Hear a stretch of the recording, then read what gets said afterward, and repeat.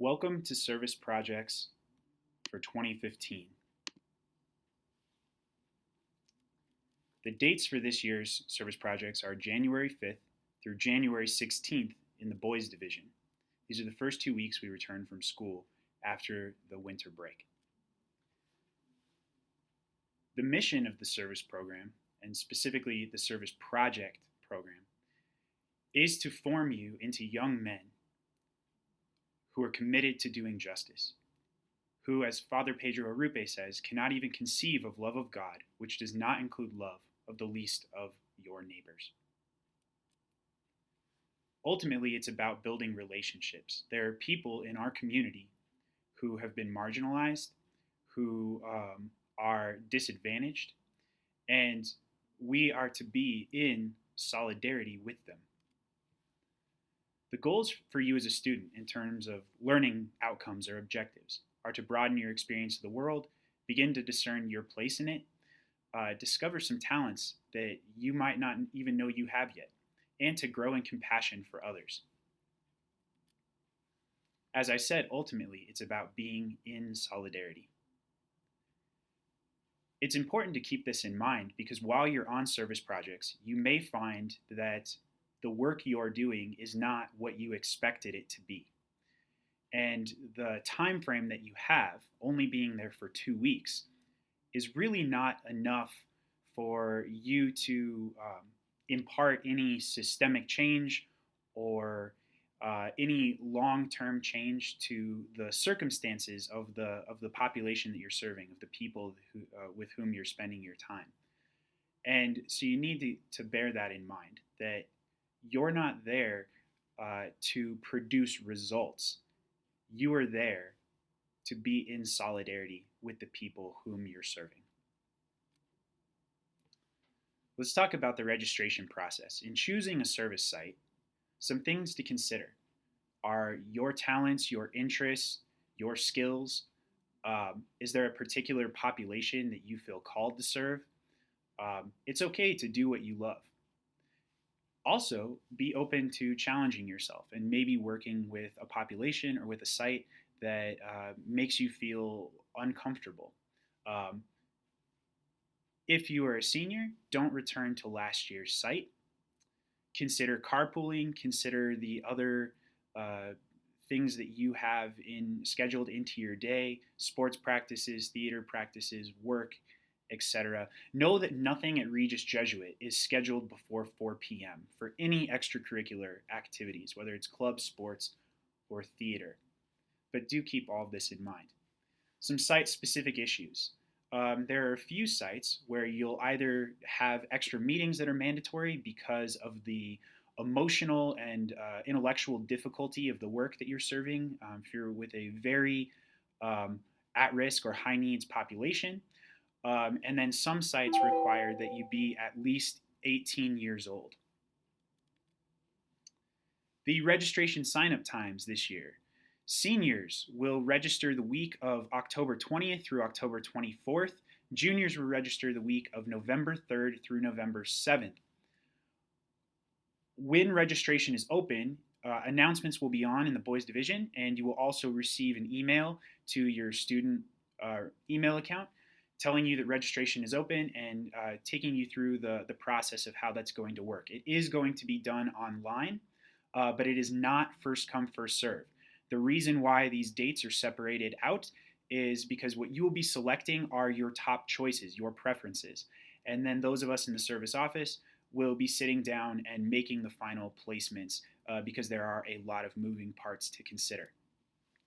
Before registration opens, we have about a week to 3 weeks, depending on which class you're in. You need to download the Service Project Handbook, which I have emailed to your student email and will soon also be available on the Boys Division Service webpage on the website. Think about the time commitments that you have. Figure out your carpooling and absolutely, definitely have a conversation with your parents or guardians. Again, the web page that you will be accessing for registration, the registration is not open yet, so if you go there, you won't see anything, but it is regisjesuit.com/BD Service Projects. And again, I will alert you to when that is open. The process for registration. When it opens for your class, you will go onto the RJ website and you will select your top 7 choices for service projects this year. This will all be done electronically. And you'll also have the opportunity on that registration to let us know about any issues that we should consider in placing you. Once we collect all of the information from everybody, all of your choices will populate into a spreadsheet. At that point, students will be randomly ordered electronically. We'll do all of the seniors first, and then once all of the seniors have been placed, we'll go through this process again with juniors. The students you'll be placed into a random order, and the first number up will be given their first choice. Once, as we make our way through the list, if your first choice is full, you'll be given your second choice. If your second choice is full, you'll be given your third choice, and so on.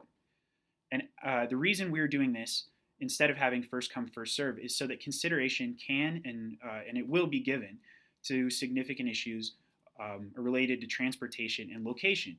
Now, if you and 4 of your friends all want to serve together and you say you need to carpool together, all of you will drop to the lowest selection. So you might be number 3, but if the person you say you need to carpool with is down at number 191, then you also drop down with that person to 191.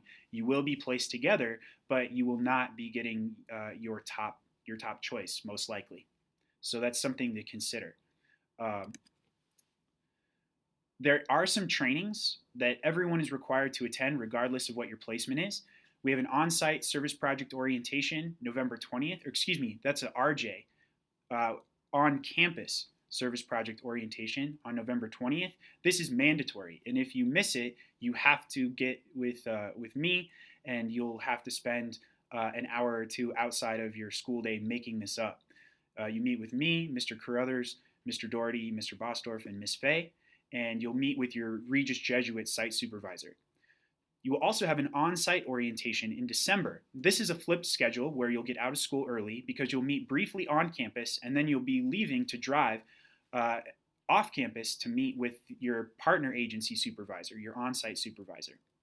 And again, everyone knows that you need to be back by Regis Jesuit at 4 p.m. on that day. Some other info. You will have to keep a timesheet, and you'll have to submit your timesheet for the hours that you serve. There's a 60-hour minimum. You have to do 60 hours over the 2 weeks, and you have to serve all days, all 10 days, weekdays that your site is open. You will have to be keeping a journal, and that journal will be due to your Regis Jesuit supervisor on Friday, January 23rd. Check the handbook, the service project handbook, for more information about supervisor visits, about journaling, about the dress code. All of that information is there available to you. We will talk a little in depth about absences. Only I, Mr. Lechuga, can approve your absences during service projects. Not your parents, not the dean's office, not you. Much of what's normally counted as an excused absence, which basically just means that your parents have said you don't have to be in school, does not count for service projects. If you are going to be gone for any reason, you need to call Mr. Lechuga, not the dean's office. Then you need to call your site, and you will need to make up any hours that you miss during the 2-week service project. So please, for your sake, please do not be absent. Any unexcused absence from a day of service is just like missing an entire day of school unexcused, which means that it is 12 jugs. Even if a parent has called you in, only I, as the service director, have the ability to approve an absence. And all of this is documented in the RJ student handbook. If there's a snow day or sick day, it doesn't matter if Regis Jesuit has a snow day. It only matters whether or not your site is open. If your site is open, you need to be there. If your site is closed, obviously you do not need to be there and you will be excused for that day. If any issues around snow, call me, call the site, and call your RJ supervisor. And the same applies for being sick, right? Again, any days that you miss, not only do you need to make up those hours, but you need to make up your hours at that site, at your site. because you have made a commitment, a promise to serve them for this time. Really briefly, we'll take you through some of the service site options. Um, you can work with adults with special needs. You can work with at-risk youth. There are opportunities in early childhood education, elderly care, working at elementary schools, emergency assistance programs related to ending homelessness. We do partner with Children's Hospital, although that is only open to seniors, as you have to be 18 years old to work there. Remember, if you submit your registration late or you don't submit a registration, your name will go to the bottom of the list and you won't get much of a say in where you're placed. Again, the dates for senior registration are October 20th through the 24th. That's a Monday through Friday. And the junior registration is November 3rd through 7th. That is also a Monday through Friday. The dates again for service projects are Monday, January 5th through Friday, January 16th. Please communicate these dates to your parents. Please make sure these dates have been published for a long time. Your calendar should already be clear. No one at this point has communicated to me that they have a scheduling conflict or issue. So at this point, the expectation is that everyone will be there every day. The handbook is available now in your student email, and it will be up soon on the service page of the RJ website. The service handbook, for those of you who don't know or don't remember, details all of the information for every single site that we work with. It is 40 pages long because we partner with a ton of agencies, but please see that for detailed information to start researching where you would like to serve this January. Finally, gentlemen, thank you for your time. Remember that this experience is about being in solidarity with each other and with those in our community who are poor and marginalized and disadvantaged. I thank you for the amazing work that you are going to do. God bless.